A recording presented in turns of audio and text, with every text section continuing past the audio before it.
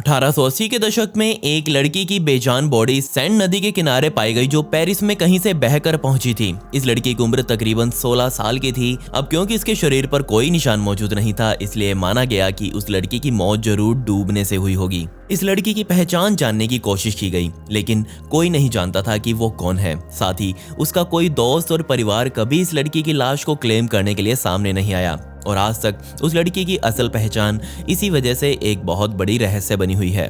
लेकिन इस लड़की की कहानी क्या थी और क्यों ये लड़की इतनी रहस्यमयी बनी कि उस पर दुनिया के बड़े बड़े आर्टिस्ट जैसे कि पिकासो और माइकल जैक्सन तक उसकी सराहना करते हैं, और क्यों आज ये लड़की पूरी दुनिया में सबसे ज्यादा बार किस किए जाने वाली इंसान बन चुकी है, कैसे इस लड़की ने करोड़ों जानें बचाई, सब कुछ आज आपको पता लगेगा। मुझे पता है आपको ये सब कुछ बहुत कंफ्यूजिंग लग रहा होगा, लेकिन वीडियो का अंत होते होते आपको सब कुछ समझ आ जाएगा। इस लड़की की कहानी को कभी पब्लिक अटेंशन नहीं मिली, लेकिन आज मैंने इसे उठाया है। और आप भी इस वीडियो पर होने वाली लाइक्स की संख्या को बहुत ज्यादा उठा दें और कमेंट्स में पिक में लिख दें ताकि कल की वीडियो में मैं आपको शाउट आउट दे दूं। तकरीबन 130 सालों पहले एक लड़की की मौत पेरिस में हुई, पर आज उसकी एक अलग ही पहचान पूरी दुनिया के सामने है। ये सारी कहानी शुरू होती है एक मॉर्ग से, यानी कि शवगृह, और ये मॉर्ग पेरिस शहर में मौजूद था। लेकिन ये मॉर्ग जहां बना हुआ था उसकी लोकेशन मुझे बहुत अजीब लगी। जी हाँ, ये पेरिस शहर के बीच में से बहने वाली एक नदी के किनारे बना हुआ था, और ऐसा सिर्फ इसलिए ताकि यहाँ घूमने आने वाले लोग इस मॉर्ग पर भी घूम कर जाएं। मुझे तो समझ नहीं आ रहा कि एक मॉर्ग में कोई क्यों घूमने आएगा, लेकिन फिर भी इस समय पेरिस का ये शवगृह वहाँ का सबसे बड़ा टूरिस्ट अट्रैक्शन था।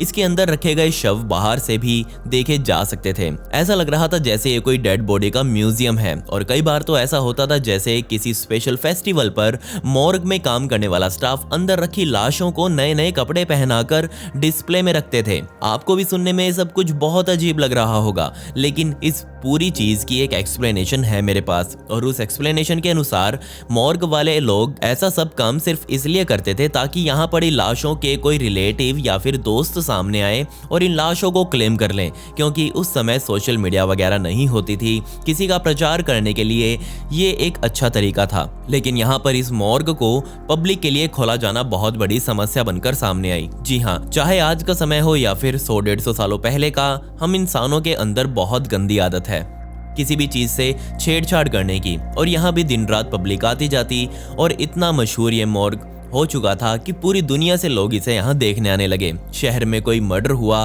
उसकी खबर अखबार में सुबह लोगों ने पढ़ी और सीधा उस मॉर्ग में वो पहुंच जाते थे उस बंदे की कटी फटी लाश को देखने के लिए। जी हाँ, तकरीबन 40,000 लोग यहाँ हर रोज लाशों को देखने आया करते थे, और इसी मॉर्ग में उस लड़की की लाश भी रखी हुई थी जिसके बारे में मैंने आपको वीडियो के शुरुआत में बताया। बेशक ये लाश वहाँ की सबसे मशहूर लाशों में से एक नहीं थी, ये बहुत आम सी थी और इसे भी लोग देखकर आगे चले जाते थे। लेकिन यहाँ एक बहुत गंदी बात मुझे लगी, और लाशों को तो बहुत अच्छे अच्छे कपड़े पहना कर रखा जाता था, वहीं इस लड़की को लगभग बिना कपड़ों के ही उस मॉर्ग में रखा गया। और आप शायद विश्वास न करें, ऐसा सिर्फ इसलिए किया जाता था ताकि इस लड़की को इस हालत में देखने के लिए ज्यादा से ज्यादा लोग इस मॉर्ग में आए। सभी आते और देखकर मजे लेकर वहां से चले जाते। उस मॉर्ग में ही काम करने वाले एक वर्कर को ये सब कुछ बहुत बुरा लगा और उसने कुछ करने का सोचा। उस लड़की का परिवार या फिर रिलेटिव उस लाश को क्लेम करने के लिए नहीं पहुंचे, तो वो वर्कर उस लाश को अपने घर ले आया और वहां पर बैठकर उसने आराम से इस लड़की का चेहरा प्लास्टर पर उतारा ताकि वो इसे बाद में भी आराम से देख सके।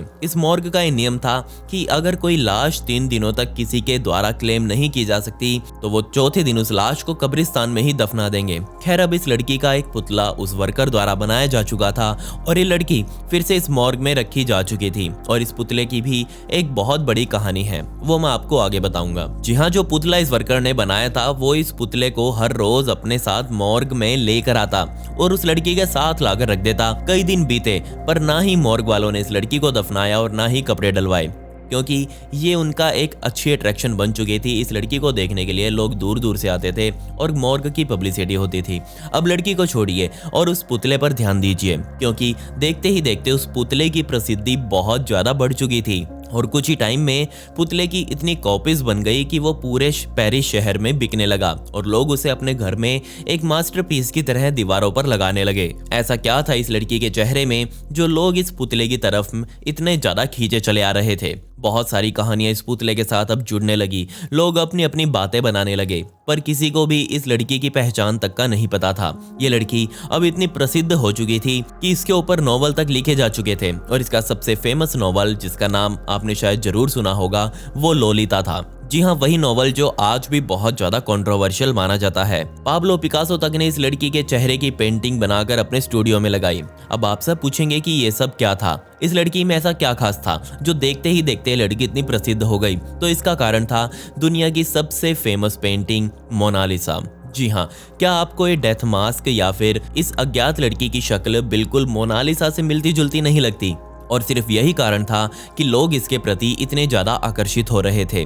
क्या ये सच में प्रसिद्ध लड़की मोनालिसा ही थी जिसकी लाश उस नदी से निकाली गई? लेकिन लियोनार्डो दा विंसी ने कैसे इस चेहरे का पोर्ट्रेट शतकों पहले ही डिजाइन कर दिया था। जैसे ही ये लड़की पूरी दुनिया में वायरल हुई तो एक नया नाम इस लड़की के साथ जोड़ा गया और वो था इराज कॉन्सेप्ट ऑफ ब्यूटी। ध्यान से देखिए इस चेहरे पर किसी तरह का कोई मेकअप नहीं है, कुछ खास इस लड़की ने नहीं किया हुआ, पर फिर भी पूरे यूरोप की बड़ी बड़ी मॉडल्स आज तक इस लड़की के सिंपल स्टाइल को कॉपी करती हुई दिख जाएंगी।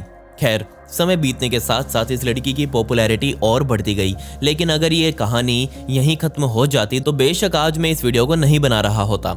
लेकिन इस लड़की के मरने के तकरीबन 65 सालों बाद एक बार फिर से ये लड़की दुनिया की नजरों में आई और किस तरह से आई, चलिए वो भी जानते हैं। 1950 के दशक में डॉक्टर्स का एक ग्रुप कार्डियोपुल्मोनरी रेसुसिटेशन नाम की एक एक्सपेरिमेंट पर अपना काम कर रहा था। जी हाँ, इस एक्सपेरिमेंट को आज हम CPR के नाम से भी जानते हैं। ये वही काम है जो पूरी दुनिया में सबसे ज्यादा इमरजेंसी प्रोसीजर्स में इस्तेमाल किया जाता है, लेकिन 50 के दशक में ये चीज बिल्कुल नई थी। आज भी ये माना जाता है कि हर 4 में से 3 हार्ट अटैक या फिर कार्डियक अरेस्ट हॉस्पिटल के बाहर मौजूद लोगों में आते हैं। लेकिन उस डॉक्टर के ग्रुप में मौजूद पीटर नाम के एक डॉक्टर ने CPR की ताकत को पहचान लिया था, इसलिए उन्होंने जितना ज्यादा हो सके उतना ज्यादा लोगों को CPR देना सिखाना शुरू कर दिया। लेकिन दिक्कत ये थी कि CPR देना कोई आसान काम नहीं था। मूवीज में आपको CPR जैसे दिखाया जाता है वो वैसा बिल्कुल नहीं होता। अगर आपने वो कर दिया तो बचा बचाया इंसान भी टपक जाएगा। इसलिए डॉक्टर पीटर ने एक ऐसी डॉल बनाने की कोशिश करी जिस पर वो अपने CPR देने के तरीके को दुनिया को समझा सके। वो सीधा एक खिलौना बनाने वाले शख्स के पास गए और इस नए आदमी को अब पता था कि उसे क्या करना है, और जो वो डॉल बनाने वाला था उसका नाम पहले ही उसने सोच लिया था, लियो डॉल। ये भी पहले ही तय कर लिया गया था कि जो डॉल बनाई जाएगी वो एक फीमेल होगी, ताकि और कुछ नहीं तो कम से कम ग्लैमर के लिए ही लोग इसे देखें। पूरा डिजाइन बनकर तैयार था, बस एक चीज की कमी थी और वो था इस गुड़िया का चेहरा।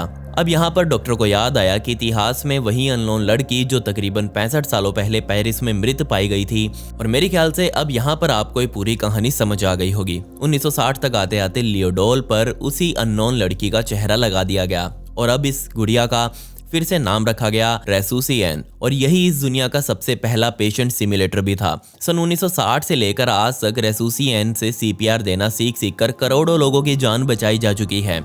एक अनुमान के हिसाब से सिर्फ CPR की वजह से हर साल दुनिया में तकरीबन 2 लाख के आसपास जानें बचाई जाती हैं। हमें पता है कि CPR देने के लिए पीड़ित पर्सन को लिप टू लिप सांस देनी पड़ती है, और ना चाहते हुए भी वो अज्ञात लड़की आज the most kissed person in the world बन चुकी है। हो सकता है आप लोग टाइटल को देखकर इस वीडियो को एक चीटिंग बोलने लगे, लेकिन मैंने इसमें अपनी तरफ से कुछ नहीं बनाया। जो असलियत थी वो मैंने आपके सामने रखी। आज भी रेसूसिएन डॉल पर वही चेहरा लगा हुआ है, और अगर आप कभी हॉस्पिटल में या फिर किसी क्लिनिक में उस डॉल को देखेंगे तो अब आपको ये वीडियो जरूर याद आएगी। लेकिन अच्छी बात यह है कि आपको उस डॉल पर लगे फेस का पूरा ज्ञान हो चुका है। वो कौन थी, कैसे यहाँ तक पहुंची।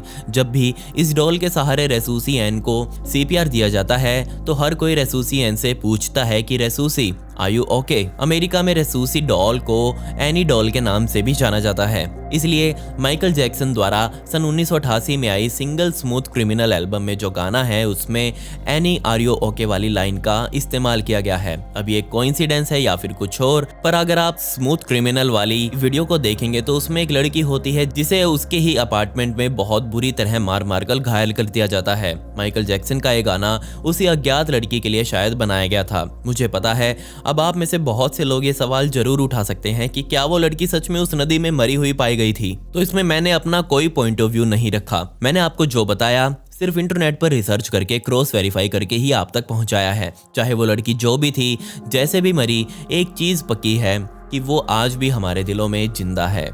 खैर, पिछली वीडियो का शाउट आउट नम्रता दास को and comment pick me to get a shout out in next video. आपको ये वीडियो कैसी लगी कमेंट्स में वो भी बता दें। मिलते हैं अगली वीडियो में। ये वीडियो देखने के लिए धन्यवाद।